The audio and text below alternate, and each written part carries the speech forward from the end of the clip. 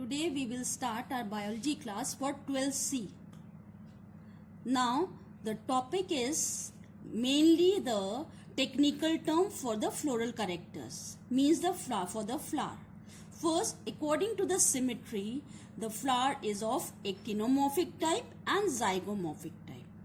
And in this topic, the actinomorphic means when any flower cut vertical section through the center, then this flower is divided in two exact equal halves and in one plane, and it is called actinomorphic. Means actinomorphic, we can cut flower vertically in one plane in a two exactly equal halves. Okay, but in zygomorphic flower, what happened?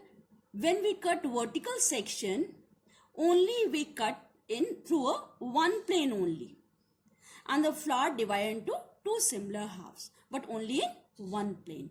This means that one plane only, this is the keyword, okay, and this is the equal halves in any plane for the actinomorphic, and one plane only is the zygomorphic, and the two conditions are all similar. Means divides into two equal halves in a vertical section, and in this case also two similar halves through a vertical section but in one plane. So actinomorphic means in any one planes we can exactly gives two equal halves. In zygomorphic, one plane only, similar halves. Okay, and the examples for the actinomorphic is mustard, tomato, and the zygomorphic example is pea. Mainly you know the pea. Okay, this is the structure of pea, and this is the pea flower, zygomorphic condition. See, in asymmetric, flower cannot be divided into two similar halves for any vertical line passing through the center, and that's why it is called asymmetrical. No symmetry, cannot be divided into two similar halves. For example, first is actinomorphic, see the flower. In shoe flower or in a hibiscus flower, this condition is fulfilled by this flower, actinomorphic. P, see this, only one half, two equal halves, but in one plane only. And in this asymmetry, we don't get any halves. Okay.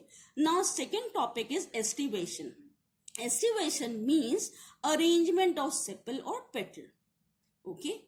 And in this means that each sepals and petals are arranged in a one same whorl in which type of condition. Okay, estivation means the arrangement of petal or sepal. Now first is valvate. Valvate means if this condition is for the valvate condition, when the members of the whorl are in a contact with each other by their margin. See this margin. Okay, one end attached with the second. Okay, third petal, the fourth at this time. When the member of the whorl are in a contact with each other by their margin only without overlapping. And the example is Brassica, Calotropis, etc. Now second, twisted estivation. In twisted estivation, one margin of the petal covers a margin of the next member and the other is covered by the one before it. See this twisted estivation. One is covered by the other. Okay. In a twisted means one petal covers the next and next covers the next. Okay. Now the example, see the example. Hibiscus, China rose, in ladyfinger and in cotton, these are all the Malvaceous condition mainly. Okay. And it's having a twisted estivation, overlapping of petals or sepals. Now a third one is imbricate. In imbricate estivation, one member of the whorl is exterior. See the one member of the whorl is exterior. Both the ends are exterior, and the second one, both the ends are interior, and the rest three, A, B and C. See, in A, one end is exterior, one is interior. In B case, one interior and one exterior, and C, one interior and one exterior. This is called the imbricate estivation. One is exterior completely, second is interior completely, and rest of the three are exterior, interior and exterior. Now the last is vexillary estivation.